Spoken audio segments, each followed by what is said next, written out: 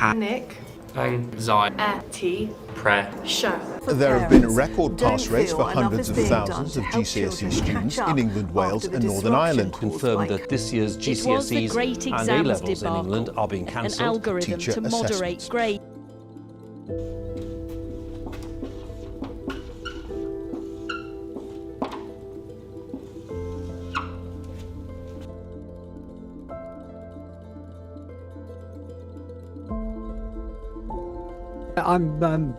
I'm basically somebody who's meandered through education.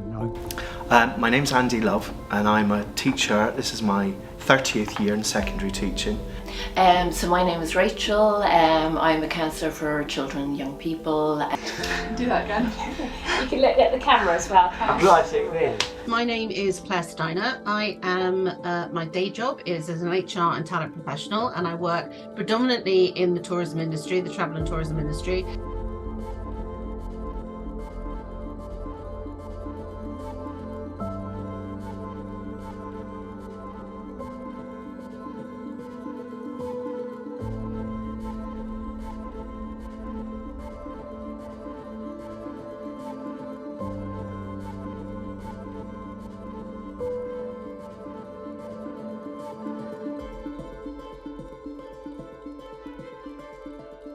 No student comes to our school wanting to fail. Yeah. They want to be successful. It's just they don't know how to be successful. And the success that we share as teachers always comes from the fact you've got to get a grade whatever in that exam. But success comes in many different forms. And that's what we don't share and celebrate enough. I've been here 11 years at Highdown School in Reading, and I am the professional tutor. So my responsibility is to develop new teachers into the profession, and also to develop existing teachers to make them better teachers. Yeah. And I love it. COVID was an interesting time, and it was thrown together very quickly to solve a problem. But it did open up. It allowed teachers to start thinking about teacher assessment for the first time. For the first time, teachers had been given permission, had been given ownership to look at teacher assessed grades, and it empowered teachers to really look at their curriculum and look at their delivery and look at all the lovely skills that young people are developing beyond just that grade 7, 8, 9. I started out as a secondary school teacher. Did that for 8 years. Yeah. Firstly in Zambia after independence, and then in inner London, which was an eye-opener, which led me to retrain as an educational psychologist. Yeah. So I worked as that, and then went off to the States to do some research there around that. Came back, went to an exam board for a few years, worked in vocational qualifications and then in government stuff, and then later in life became an academic.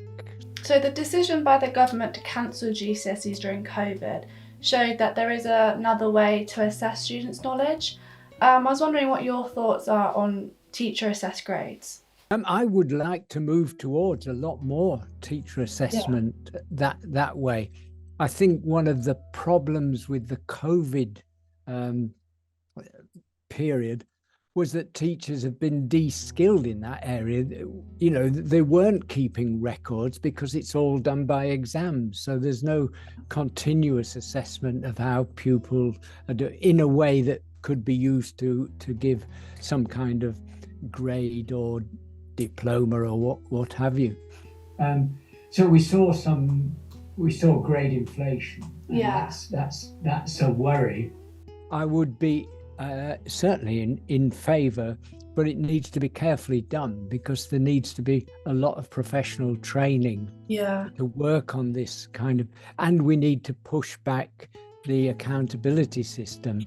Because in the countries that rely on teacher judgment, again, Canada, Norway, many of these countries, there's not a lot of supervision of the teachers, but nor is there heavy accountability. The schools are not being judged that way.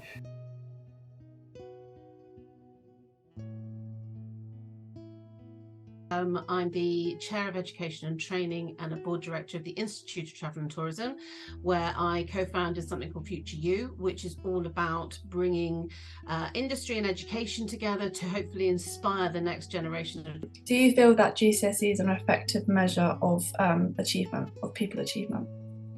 Oh, that's a difficult one, because I think up to GCSE, I think a minority of young people know pretty much what they want to do. So you need to have a broad spectrum of the sort of subjects to allow you to have that knowledge across both. So part of me says yes, that I do think they're okay, but again, it goes back to how you teach them and how they're applied.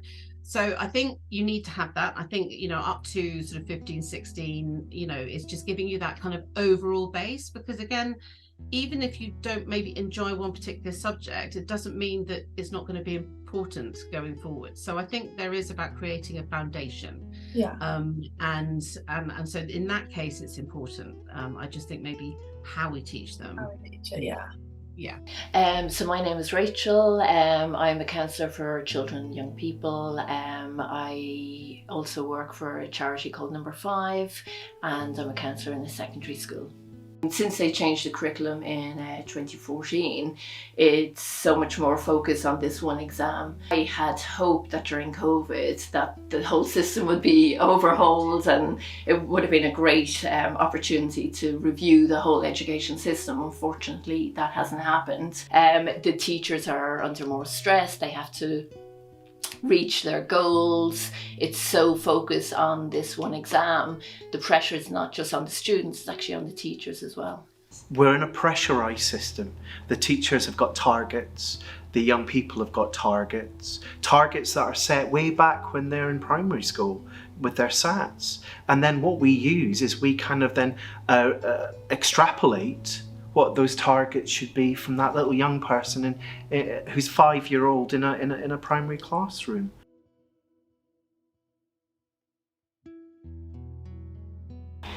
I'm Zach Cahurst and I am 16 years old.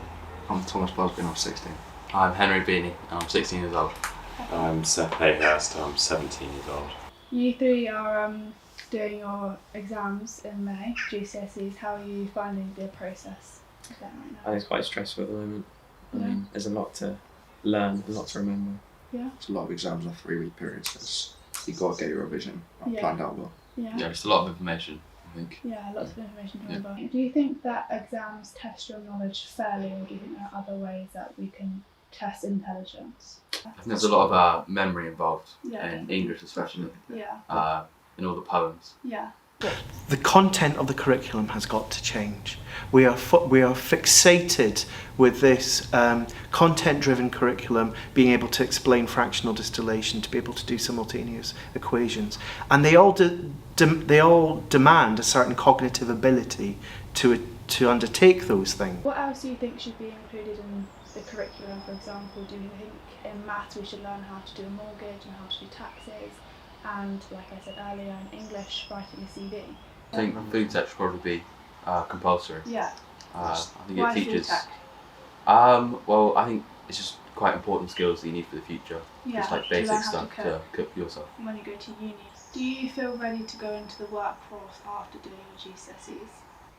Not really. No. It's not enough skills about getting jobs. So. We've not learnt directly about getting jobs and how it's like in the workplace. How to apply, where to apply. Yeah, exactly. How to write a CV. Yes, exactly. And also interview techniques as well. First thing I'd say is any interview is a two-way process, right? So you are interviewing the business as much as they are interviewing you. Is this somewhere that you want to work? Does it meet your values? Do you think you'd like the people there? Do you think you'd like the role? Do you think it would give you the opportunity that you want? So there's that. But what most businesses are going to look for are people will have similar skills to the team in existence, and that again depends on the role.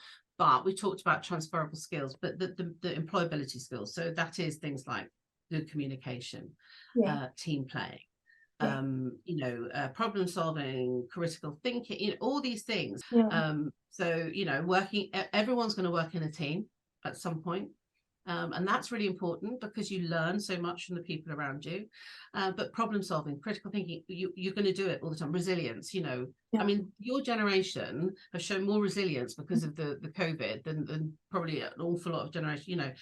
So you've had to deal with an unprecedented event, and so you've shown resilience by working through it. So again, just as I said earlier, it's about that being able to link your own personal experience with the skills that it's developed and what you might not even realized you've developed. It's all over the media about there's such an increase in mental health for young people. There's many different layers and factors leading to this, but the actual overall exam system adds another layer, unnecessary layer, to children's mental health. The actual theory for mental health is it's if you're mentally unwell, it can have an impact on your day-to-day. So young people should definitely be brought into the conversation, and potentially we should use the resources of our young people to move forward and bring the education system up to the 21st century. From my research into your work, I see that you're a strong advocate for verbal assessment. So do you think there's a place for verbal assessment and online exams? Assessment gets fairer if you use more methods. If you just stick with written exams, some kids are disadvantaged from the word go, who might be quite good at oral, verbal exams. So I would certainly do that. And other systems do this. You get it in the French system, you get it in the Scandinavian system, the Italian system, where there's much more emphasis on oral work and, whether somebody's understood it and can explain it and things. So I'd be a strong advocate of that. My brother, he's dyslexic and really struggles with exams. So I think verbal and speaking assessment would be really beneficial for him. Coming from a dyslexic person yourself, do you think exams are a fair test of knowledge? For me, I think I've developed different skill sets due to my dyslexia. So writing isn't good, memory stuff isn't good, and I feel like I've learned visually, which obviously you can't really show through the current exam system.